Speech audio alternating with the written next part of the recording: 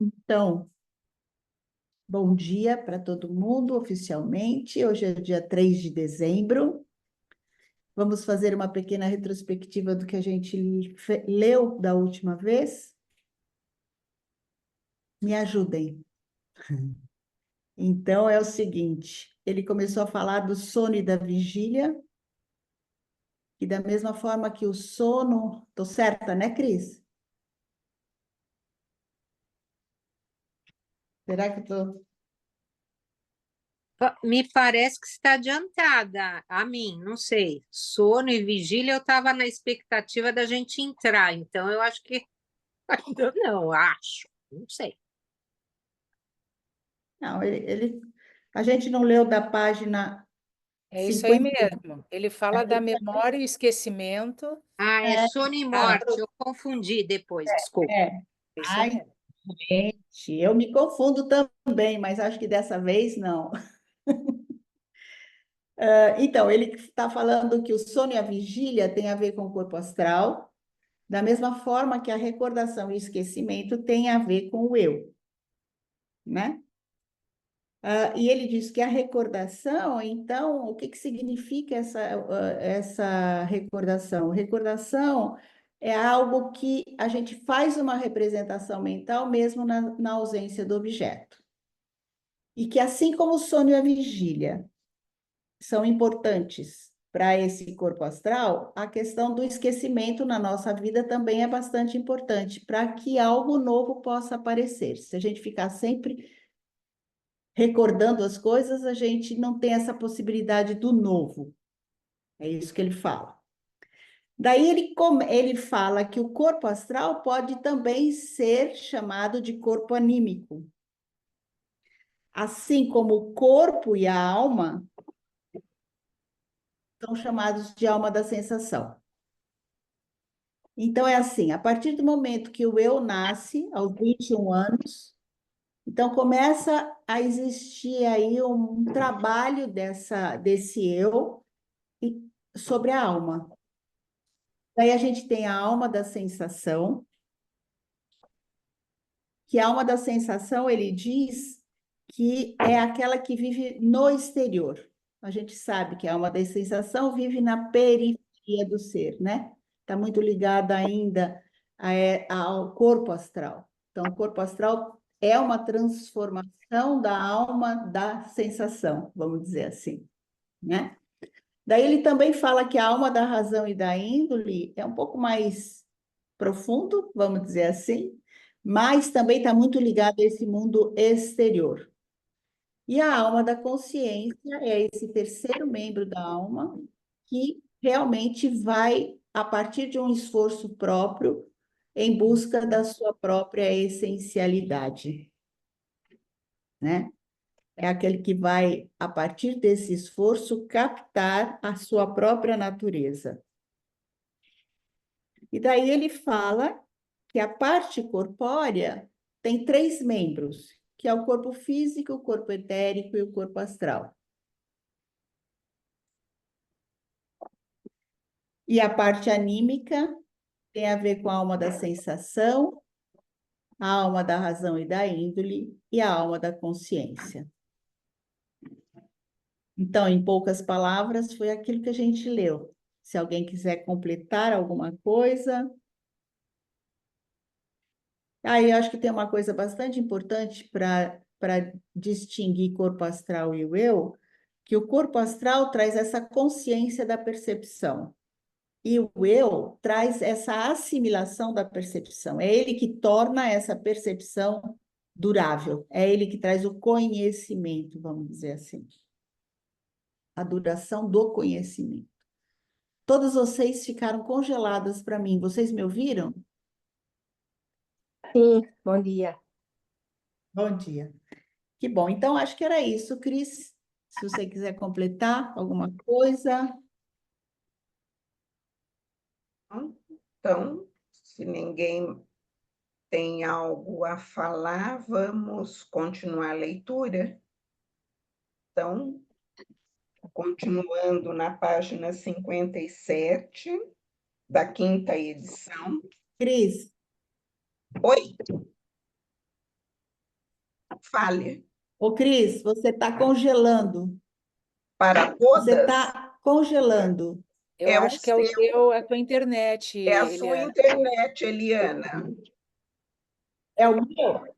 É, É, Ah, então tá. Que ótimo. Que bom, porque não é a sua, que você que vai ler. pois é, vamos ver. Então, vamos lá. Continuando na página 57 da quinta edição, primeiro parágrafo. Mediante esse trabalho, porém, alcançam-se níveis superiores da entidade humana. Por meio dele, o homem desenvolve novos membros de sua identidade, os quais ficam ocultos de trás daquilo que lhe é manifesto. Contudo, o homem não só não, desculpa. Contudo, o homem pode não só tornar-se senhor de sua alma, influenciando-a a partir do eu, para que ela extraia o manifesto do oculto, mas também pode ampliar esse trabalho, estendendo-o ao corpo astral. Assim, o eu se apodera do corpo astral na medida em que se une à sua entidade oculta. Esse corpo astral conquistado e transformado pelo eu pode ser denominado personalidade ou identidade espiritual. Trata-se do mesmo que a imitação da sabedoria oriental. Alguém chamou?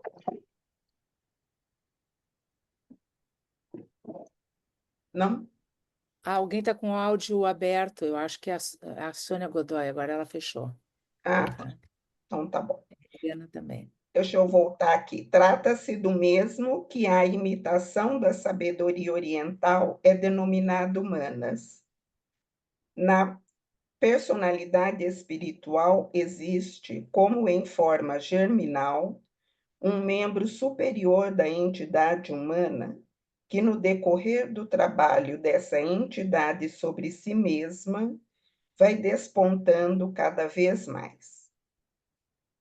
Assim como o homem conquista seu corpo astral, avançando até as forças ocultas situadas atrás dele, o mesmo ocorre com relação ao corpo etérico no decorrer da evolução.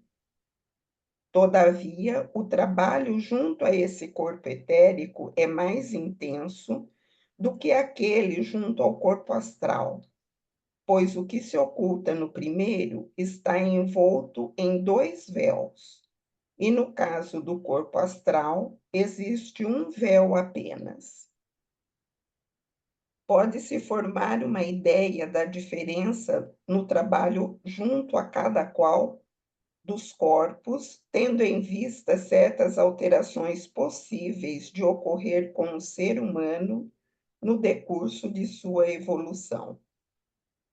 Imaginemos primeiro como certas qualidades anímicas do homem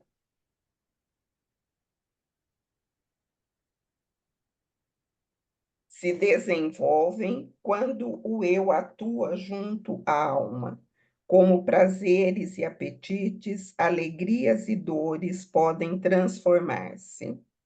Aí basta o homem remontar à época de sua infância. O que lhe proporcionava alegria? O que lhe causava sofrimento? O que ele acrescentou aos conhecimentos adquiridos na infância? Tudo isso, porém, é apenas uma expressão do domínio que o eu alcançou sobre o corpo astral, pois este é, de fato, o veículo do prazer e do sofrimento, da alegria e da dor.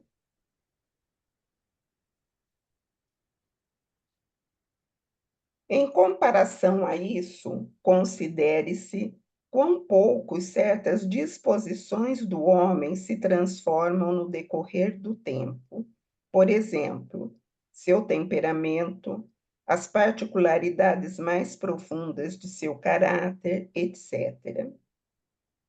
Um ser humano irascível, enquanto criança, conserva muitas vezes certos aspectos de irascibilidade em seu desenvolvimento posterior até a idade madura.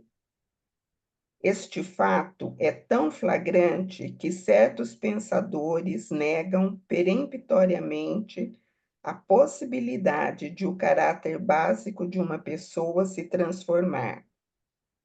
Eles supõem que esse caráter se mantenha por toda a vida, apenas variando a manifestação para este ou aquele lado. Tal juízo, porém, baseia-se numa falta de observação. Oi, Ana Rita, pode falar. Bom dia. Eu até entendi essa questão do corpo astral, mas por que que ele fala como se fossem dois véus no corpo etérico e um véu no corpo astral? Eu não consegui entender isso. É porque o eu, o corpo astral é quem acolhe o eu. E o eu é que trabalha nesses corpos.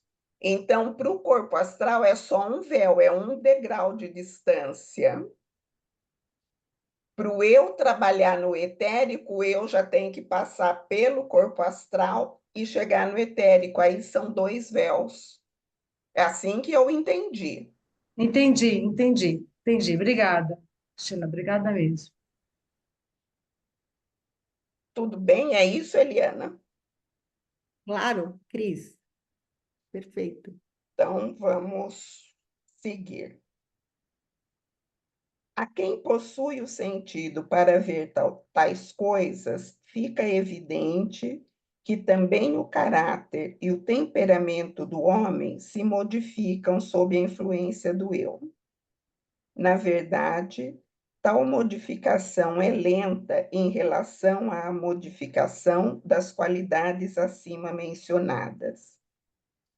A título de comparação, pode-se dizer que a relação entre as duas modificações é como a relação de velocidade entre o ponteiro grande e o ponteiro pequeno de um relógio. Ora, as forças que promovem essa modificação do caráter ou temperamento pertencem à região oculta do corpo etérico.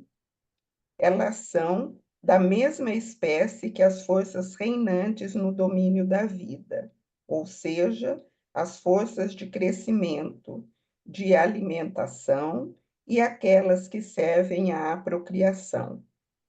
Sobre esses assuntos, recairá uma luz correta durante as demais explicações desta obra. Portanto, não é quando o homem simplesmente se abandona ao prazer ou ao sofrimento, à alegria ou à dor, que o eu atua sobre o corpo astral, e sim quando as características dessas qualidades anímicas se modificam.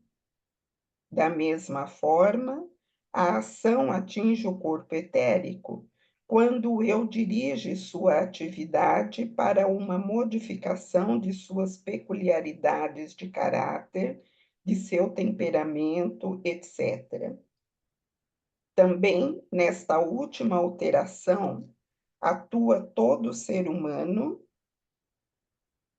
quer tenha ou não consciência disso. Os mais fortes impulsos que na vida comum se empenham nessa transformação são os impulsos religiosos. Quando eu se deixa influenciar progressivamente pelos impulsos emanados da religião, estes adquirem nele um poder que penetra até no corpo etérico, transformando-o do mesmo modo como impulsos menores promovem a transformação do corpo astral.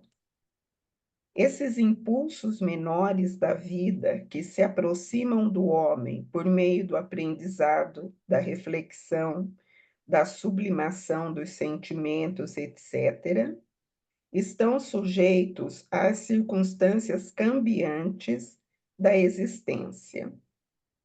Já os sentimentos religiosos imprimem ao pensar, ao sentir e ao querer um cunho unitário, como que espalhando uma luz genérica e uniforme sobre toda a vida anímica. Hoje, o homem pensa e sente isto, amanhã aquilo. A isso conduzem os mais diversos motivos. Quem, no entanto, por seu sentimento religioso, seja lá qual for, pressentir algo que atravessa todas as mudanças, relacionará tanto os pensamentos e sentimentos de hoje, quanto as vivências futuras de sua alma com essa sensação fundamental. Portanto, a crença religiosa possui algo de incisivo na vida anímica. Suas influências se intensificam cada vez mais no decorrer do tempo, por atuarem em contínua repetição. Com isso, obtém o poder de atuar sobre o corpo etérico. É interessante, ele fala dessa... Cris, a Ângela acho que levantou a mão. Oi, Ângela, pode perguntar. Quer concluir, Cris? Pode concluir. Não, pode pergunta, que pode ser a mesma coisa, pode perguntar. Assim, quando eu li hoje de manhã esse ponto, até voltei agora de novo, né? Tão bom, porque me veio muitas coisas. Primeiro, em relação a mim mesma, né? Então, essa questão do corpo etérico de ser o mais, entre aspas, palavras minhas, desafiador, mais possível, né? Eu me identifiquei muito porque eu tenho um temperamento colérico e ao longo da minha vida eu vim tentando, né? A vida foi me dando feedback e eu vim, opa, vamos lá, vamos melhorar, vamos melhorar. E é assim muito difícil. E um aspecto que me ajudou muito foi vamos botar aí lá, sei quantos anos atrás, em 2006, 18 anos atrás, quando eu fui morar em Fortaleza, enfim, várias coisas na minha biografia, eu encontrei uma igreja batista perto da minha casa e eu fui fazer o estudo bíblico, porque eu tenho 2 pés atrás com religião institucionalizada, né? E a convivência com algumas pessoas absurdamente amorosas, acolhedoras, e sabe, a abordagem daquele estudo me tocou profundamente e me ajudou. Eu fiz amizades lá. Tanto estou indo agora, em fevereiro, visitar uma grande amiga que me ajudou e ajuda muito com essa amorosidade, etc. E, ao mesmo tempo, depois me veio o que a gente vive hoje a nível de Brasil, com aí é o meu ponto de vista, né?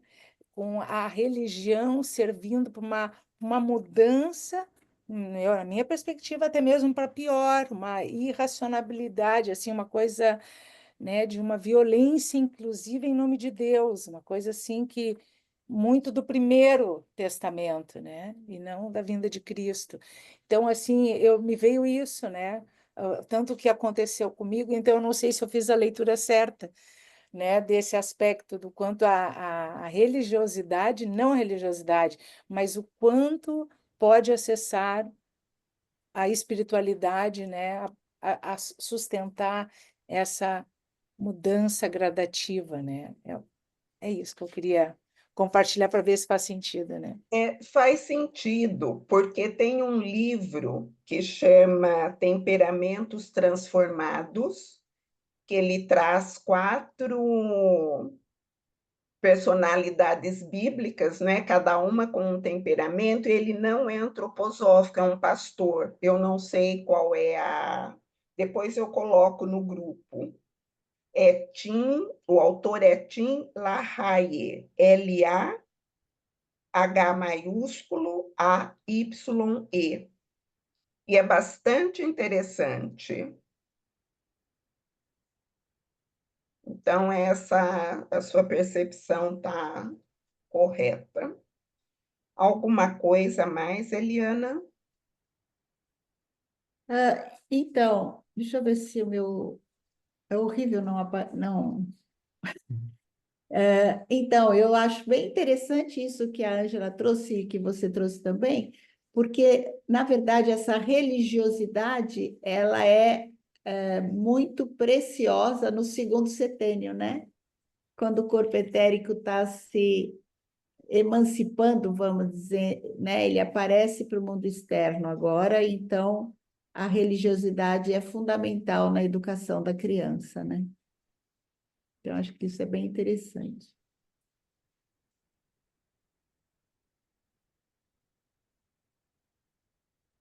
Gente. Então, Posso algo perguntar uma mais? coisa? Não. Ahm, Fala-se em caráter e temperamento. Qual é o vosso ponto de vista? Eu tinha a ideia que o caráter já era o temperamento lapidado. Por Temperamento o quê? lapidado, trabalhado. Sim. E eles ele aqui fala no caráter, no temperamento, ok, que estão em contínuo trabalho, não é? Para a nossa evolução. A outra coisa que eu queria falar, e de facto o meu depoimento também é parecido com o da Ângela, que eu sinto, e é muito recente na minha vida, eu sinto uma inundação de, de bênçãos, se é que assim que se pode chamar, de um sentimento de graça que eu ouvia falar quando andava na catequese. Eu nasci na, enfim, na Igreja Católica e segui todos aqueles passos quando era miúda.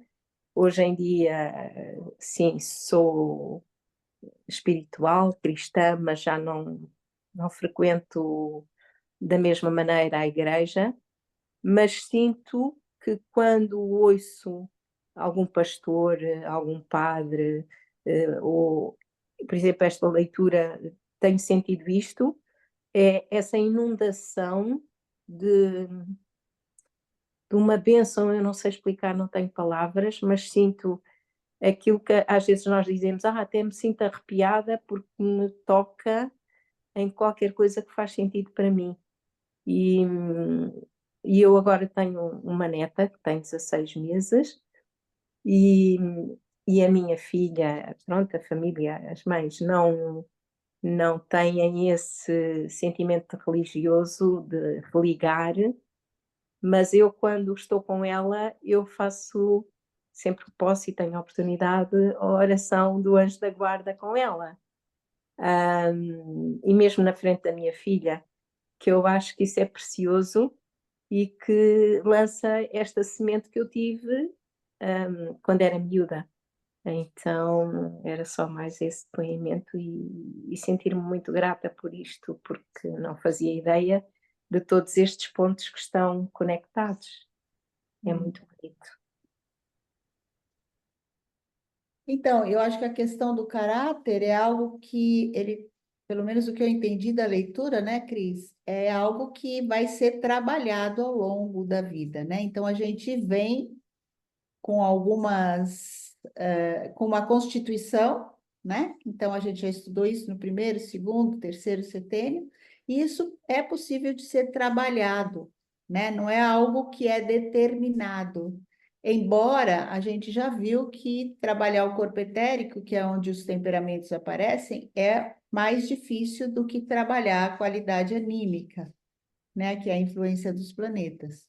Então, eu acho que vai por aí. Então, é sempre possível, né? Através de um esforço próprio, da gente ir se lapidando ao longo da vida. Algo mais? Eu queria fazer uma pergunta. Essa religiosidade no segundo setênio para criança, né? É que às vezes eu sinto que está faltando um pouco de força volitiva nesse segundo setênio e depois esse terceiro setênio com os pacientes que eu lido, que eu estou convivendo nas escolas. Essa religiosidade dá esse impulso para essa força volitiva, para essa vontade de fazer? Eu acho que é possível, né? Mas eu acho que é algo que é construído desde o primeiro setênio, né? E tudo é possível, né, Ana Rita? Eu acho que essa força de vontade, eu acho que ela vem sendo construída desde o primeiro setênio, porque no primeiro setênio, através da movimentação, a gente trabalha o querer, né? Fundamentalmente, essa Exatamente. vontade. Então, é no primeiro setênio. Começa no primeiro setênio, né? Tá. Então, Trabalho tem do maior influência nesse primeiro setênio, nessa educação desse ser, e talvez a religiosidade traga alguma uma participação, alguma ajuda aí, mas na verdade você está me falando que é bem assim no primeiro setênio, na verdade, né? No Então, movimento. você está falando da força volitiva. Então, eu estou falando que a força volitiva, do meu ponto de vista, começa já lá no primeiro setênio, né? E no segundo setênio vai trabalhar essas forças do sentir, principalmente. Daí a religiosidade, né? Daí Entendi. tá? A arte, né? Não só a religiosidade, mas também a arte. Obrigada, Eliana, Eliana. vocês me ouvem? Sim, Ai, que bom. É só juntando aí com o que está sendo falado, né? Nós, o problema que nós estamos tendo com as crianças é que no primeiro setênio elas estão tendo pouco movimento, né? Nós sabemos que a vontade ela está diretamente ligada ao movimento, né? Que está no corpo físico. E as crianças agora elas ficam na TV e no celular deitadas. Então, a falta de movimentos no primeiro setênio está gerando exatamente esse problema que ela está falando. Falta de vontade, né? E eu achei muito interessante ela colocar. É uma questão que está sendo discutida, eles estão até tentando votar aí uma lei para proibir celular, né? Nas escolas já foi, mas a questão está complicada nisso, sim, né? É. Sônia. Eliane? Eu estava escutando aqui, e a religiosidade, para mim, ela começa lá no batizado, no primeiro setênio, né, como a Eliana trouxe. Não tem como uma criança fazer religiosidade sozinha, mas a partir do batizado, eu acho que é o primeiro encontro com essa força crística. E aí tem um livro que eu comprei recentemente da comunidade cristãs, que eles falam do batizado de uma forma lindamente. Então, esse primeiro encontro inclusive com os padrinhos, né? Ele é uma testemunha desse momento de religiosidade na vida do ser humano. Quando eu vou ser batizada, que meu pai e minha mãe convidam os meus padrinhos e tal, isso é muito grandioso. Então, não tem como uma criança ir sozinha para a igreja ou pegar um catecismo, sei lá. Não tem, são os pais que fazem isso. E eu achei lindo. É um livro pequenininho, mas de uma profundidade incrível, assim. Obrigada, Eliane. Algo mais? Então, continuemos. É de maneira semelhante que atuam sobre o homem as influências da verdadeira arte. Quando, pela forma exterior, pela cor ou pelo som de uma obra de arte, ele penetra com a imaginação e o sentimento nos fundamentos espirituais dessa obra, os impulsos assim recebidos pelo eu atuam, de fato, até no corpo etérico. Quando se pensa nisso em profundidade, é que se pode avaliar a imensa importância da arte para todo o desenvolvimento humano. Com isto, indicamos apenas alguns aspectos que levam o eu a atuar sobre o corpo etérico. Existem muitas influências semelhantes na vida humana, não tão evidentes ao olhar observador quanto os mencionados.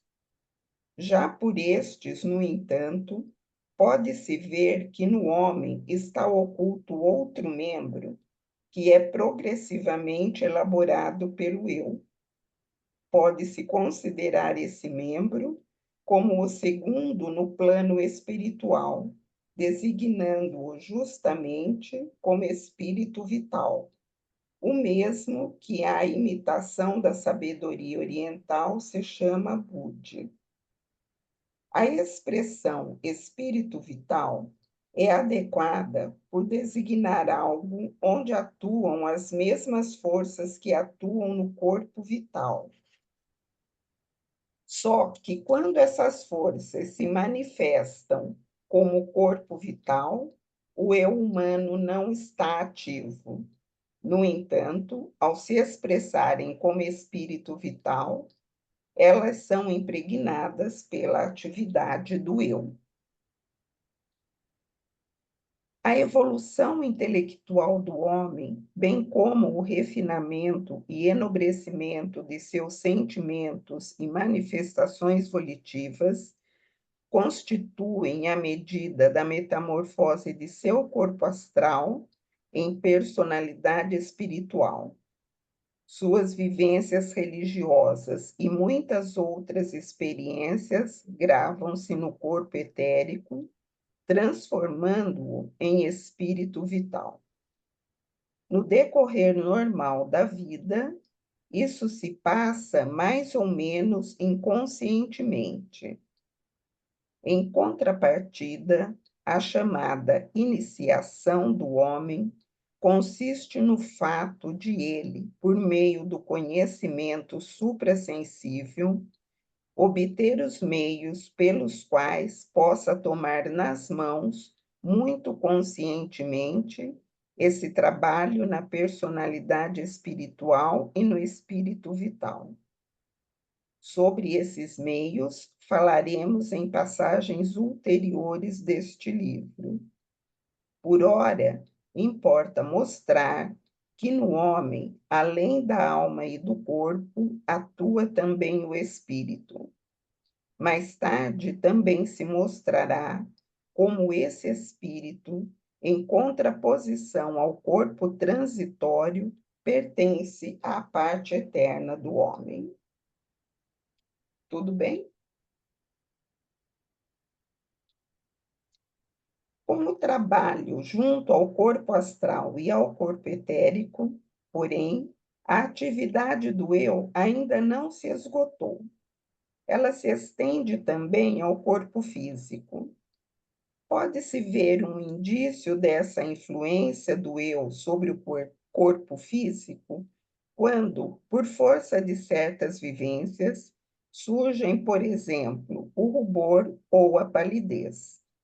Aqui, o eu efetivamente origina um processo no corpo físico. Quando, graças à atividade do eu, produzem-se no homem transformações relativas à sua influência no corpo físico, o eu está realmente unido às forças ocultas desse corpo físico, as mesmas forças que provocam seus processos físicos.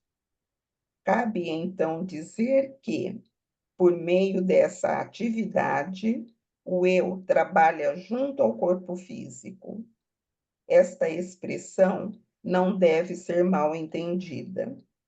Não cabe surgir a opinião de que esse trabalho seja algo rudemente material. O que no corpo físico parece rudemente material é apenas o aspecto manifesto nele. Atrás dessa manifestação se encontram as forças ocultas de seu ser, e estas são de natureza espiritual.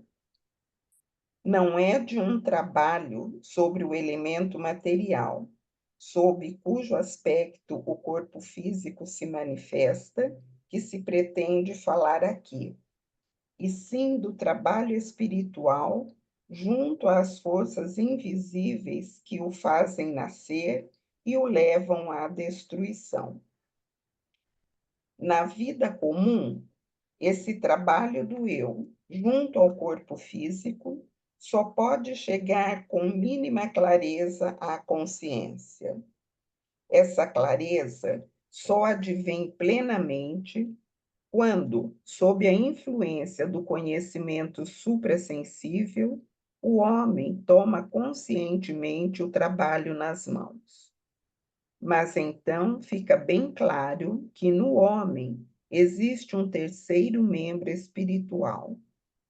Trata-se daquele que, em contraposição ao homem físico, pode ser chamado de homem-espírito. Na sabedoria oriental, esse homem-espírito é denominado Atman. Tudo bem?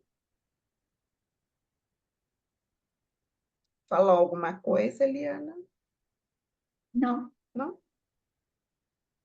Então tá. Com relação ao homem-espírito, pode-se cometer facilmente o engano de ver no espaço físico o membro inferior do homem, ficando difícil aceitar que o trabalho junto a esse corpo físico deva caber ao membro mais elevado da entidade humana. Mas é justamente pelo fato de o corpo físico esconder sob 3 véus o espírito atuante nele, que se requer o mais elevado tipo de trabalho humano para unir o eu àquilo que é seu espírito oculto.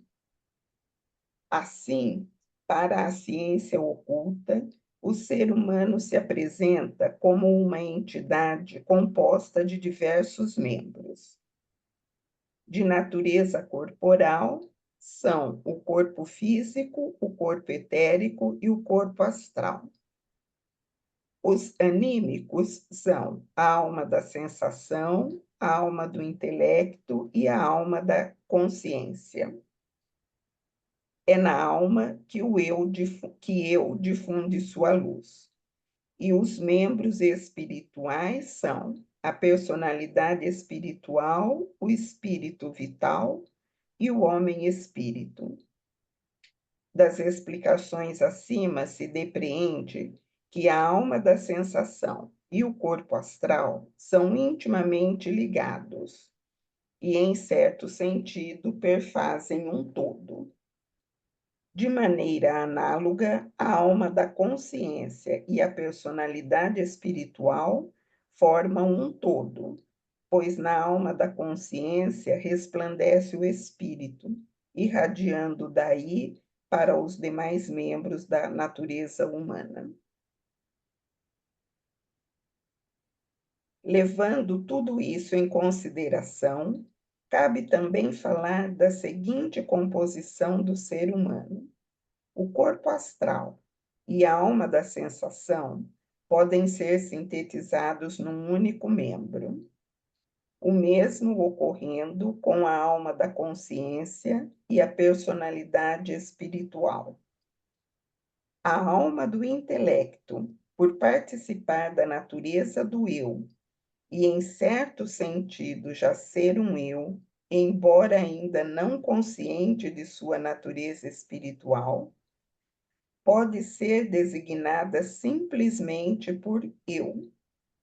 Tem-se, então, 7 partes do ser humano: corpo físico, corpo etérico ou vital, corpo astral, eu, personalidade espiritual, espírito vital, homem-espírito.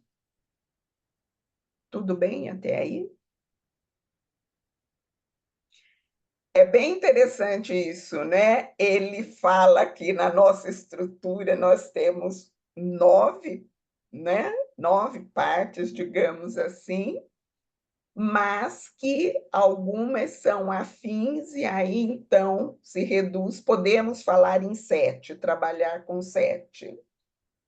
Sim. Nem para alguém habituado a ideias materialistas, essa composição setenária do homem possuiria o caráter nebulosamente mágico que muitas vezes lhe é atribuído, se ele se ativesse exatamente ao sentido das explicações acima e introduzisse de antemão esse caráter mágico no assunto. Nossa, gente, ficou ruim essa leitura. Vamos lá. Nem para alguém habituado a ideias materialistas, essa composição setenária do homem possuiria o caráter nebulosamente mágico que muitas vezes lhe é atribuído. Se ele se ativesse exatamente ao sentido das explicações acima e introduzisse de antemão esse caráter mágico no assunto. De nenhuma outra maneira, mas somente do ponto de vista de uma forma superior de observação do mundo, se deveria falar desses 7 membros do ser humano, tal qual se fala das 7 cores da luz ou dos 7 tons da escala musical, considerando-se a oitava uma repetição da tônica. Tal como a luz se manifesta em 7 cores e o som em 7 graus tonais, assim a natureza unitária do homem se manifesta nos 7 membros descritos. Assim como o número 7 não contém algo de superstição no caso do som e da cor, tampouco isso ocorre no caso da composição do homem.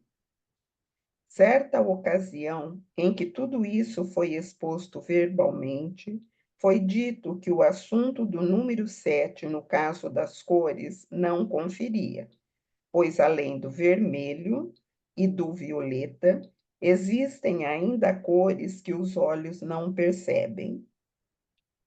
Mesmo considerando-se isso, a comparação com as cores é correta, pois a entidade humana também se estende para além do corpo físico de um lado e para além do homem-espírito de outro. Só que para os meios da observação espiritual, esses prolongamentos são espiritualmente invisíveis, como são invisíveis para o olho físico as cores para além do vermelho e do violeta. Esta observação se faz necessária pelo fato de surgir facilmente a opinião de que a concepção suprassensível não assume com exatidão o pensamento das ciências naturais, sendo diletante em relação a ele. No entanto, quem considera corretamente o que se disse aqui pode constatar que, em trecho algum, este conteúdo está em contradição com a autêntica ciência natural, nem quando são citados fatos científicos a título de ilustração, nem quando nos referimos com nossas explanações a uma relação direta com a pesquisa da natureza.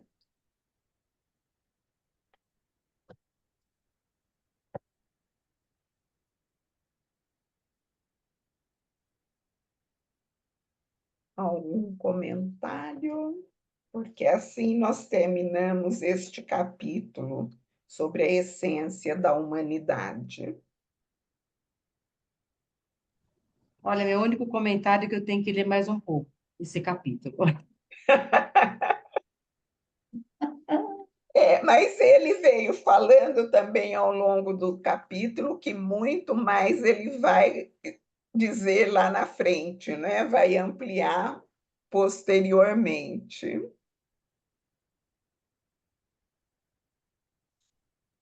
Eu só quero comentar que, assim, por mais complexo que seja essa leitura, a forma como Steiner escreve, né, eu fiz a formação em aconselhamento biográfico, sempre foi difícil compreender a trimembração e a quadrimembração, mas essa forma como está explicada, para mim, ficou orgânica de entender. Sabe? Ele pode ser complexo, mas é viva a forma como ele explica, né? Então, assim, eu acho que ele tem que ler sempre muito, né? Estudar muitas vezes, mas eu gostei, assim, dessa vez. É assim, a gente vai lendo, vai ouvindo, lê outra vez, aí em algum momento dá um clique. Agora Sim. esclareceu essa parte, não que entenda tudo, né? Mas vai Vai ficando mais claro. E até isso que ele fala, né, sobre a questão das cores, cara, é perfeito, porque o que a gente falou aqui dá conta de questões que até certo ponto são perceptíveis para nós e compreensível para nós, essas 7. Mas tem as oitavas, as nonas, assim como na escala musical, nas cores, e que é o que eu acho que ele vai trazer no resto, assim, né? Eu acho ele incrível, esse homem. É.